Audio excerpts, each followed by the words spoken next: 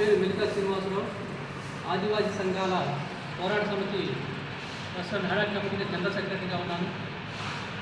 ఈరోజు రాష్ట్రంలో గిరిజన స్థితిగతుల గురించి ముఖ్యమంత్రి గారికి ఒకటే విన్నవించుకుంటున్నాం. ముఖ్యమంత్రి గారు, మీరు ఈ రాష్ట్రంలో పేదరిక నిర్మూలన చేస్తామని మాట ఇచ్చి ఉన్నారు. అలాగే ఈ రాష్ట్రంలో పేదవాళ్ళు ఎవరు ముఖ్యమంత్రిని గమనించాలి.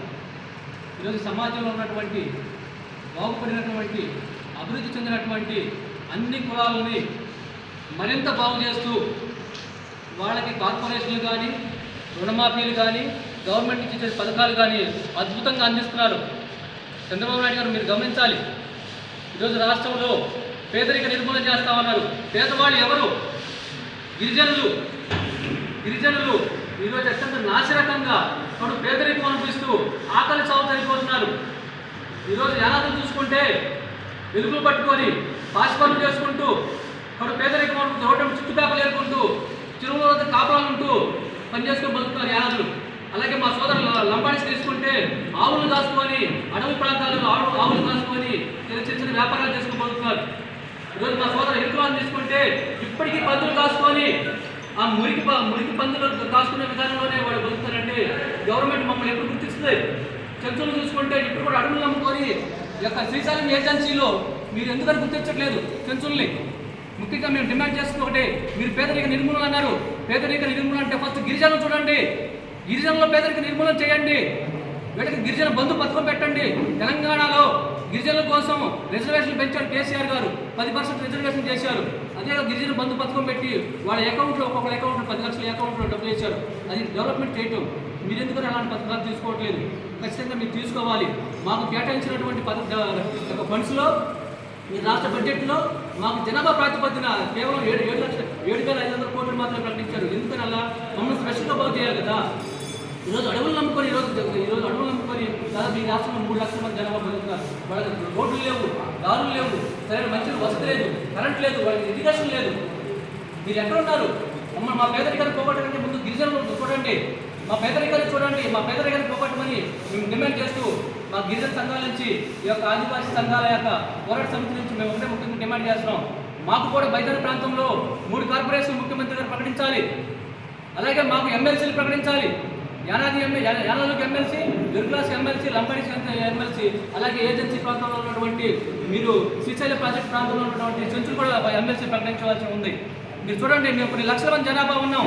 మమ్మల్ని ఎందుకంటే పరిగణలో తీసుకోవట్లేదు. మమ్మల్ని రాష్ట్రానికి ఒక యూనిట్గా తీసుకొని మాత్రమే మీరు పరిగణలో తీసుకున్నారు, కానీ జిల్లాగా యూనిట్గా ఎందుకు తీసుకోవట్లేదు? ఈరోజు ఎస్సీలు యూనిట్గా తీసుకున్నారు, బీసీలు యూనిట్గా జిల్లా యూనిట్గా తీసుకున్నారు, కానీ మా ఎస్టీలు ఎందుకు జిల్లా తీసుకోవడానికి మేము డిమాండ్ చేస్తూ ఉన్నాం ముఖ్యమంత్రి గారు.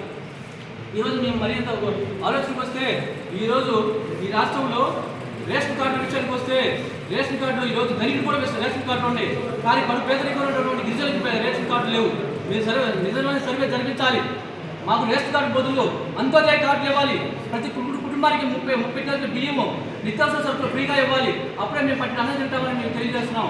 అలాగే ఈ రాష్ట్రంలో ఉన్నటువంటి పేదలకు ఈరోజు కూడా ఈ యాక్సిడెంట్లుగా అడవుల్లో నమ్ముకొని కానీ పొలాల చెట్లు నమ్ముకొని తిరిగినటువంటి పాము కార్డులు కానీ యాక్సిడెంట్లో చనిపోయినటువంటి వాడికి చంద్రన్న బీమా కింద ఖచ్చితంగా ప్రజలకు ఎక్స్గ్రేస్ చేయాలని మేము డిమాండ్ చేస్తూ ఉన్నాం.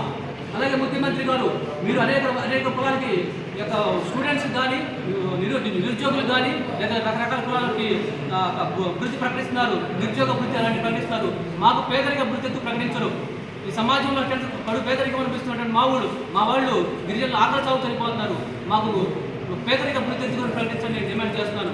అట్లాగే వృత్తి పెన్షన్ 12 రకాల పెన్షన్లు ఇస్తున్నారు. మీరు ఈరోజు సమాజంలో చూడండి, యానాదులు ఎలుకలు పడుతున్నారు, లంబడీలు ఆవులు కాసుకుంటున్నారు, ఎలుకలు పందులు కాసుకుంటున్నారు. మా వృత్తి పెన్షన్ ఎందుకు ఇవ్వాలని మేము డిమాండ్ చేస్తూ ఉన్నాం. ఈ రకంగా అనేక కారణాలు చూసుకుంటే కడు పేదరికంలో మేము ఉన్నాం. మమ్మల్ని వ్యక్తిగా గుర్తించాలి. మీరు గుర్తించి మీరు ఇప్పటికైనా సరే రేపు ఆగస్టు 9వ తారీఖు, రేపు రాబోయే ఆగస్టు 9వ ప్రపంచ ఆదివాసీ దినోత్సవాన్ని మా జీవితాల్లో వెలుగులు నింపితే మీకు మేము చేయబడతాం. లేదంటే మా ఉద్యమ కార్యక్రమం మేము మొదలు పెట్టాలి. ఈ సందర్భంగా తెలియజేస్తూ ఈ యొక్క సంఘాల యొక్క ఉద్యోగ సంఘాలు కూడా మీ యొక్క సమన్వయం చేసుకుంటూ ముందుకెళ్తూ ఉన్నాం. ముఖ్యమంత్రి గారు, అలాగే చంద్రబాబు నాయుడు గారు, అలాగే లోకేష్ గారు, పవన్ కళ్యాణ్ గారు ఒకటే వినిపించుకుంటాం. ఈ రాష్ట్రంలో పేదవాడు ఎవరంటే అది మొదటి గిరిజనులే. మీరు గిరిజనులు గుర్తించండి. గిరిజనులు గుర్తించి వాళ్ళ బతుకుల పేదరికాన్ని పోగొట్టండి. గత ప్రభుత్వంలో జగన్మోహన్ రెడ్డి గారు నేను 1,50,000 ఎకరాలు పంచాలని చెప్తూ ఉన్నారు. ఆయన ఏం పంచారో తెలియదు, కానీ నారా లోకేష్ గారు యువగడ పాదయాత్రలు అడుగుడుగా చెప్పుకుంటూ వచ్చారు. ఈ యొక్క గిరిజన భూములు ఎవరైనా అన్యక్రాంతం చేసి ఆక్రమించుకున్నా కానీ ఖచ్చితంగా సర్వే జరిపించి వాళ్ళకి పట్టాలు ఇచ్చి వాళ్ళకి హక్కుదానం చేస్తామని ప్రకటించి ఉన్నారు. మీరు ఎప్పుడు మొదలు పెడతారు మా సర్వే? మీరు శ్రీకాకుళం నుంచి అనంతపురం తీసుకోండి, అడవి ప్రాంతంలో ఉన్నటువంటి గిరిజన భూములందరూ కూడా ఆ ప్రాంతంలో ఉన్నటువంటి రాజకీయ నాయకులు మా భూముల్ని కబ్జా చేస్తున్నారు, దోచుకుంటున్నారు.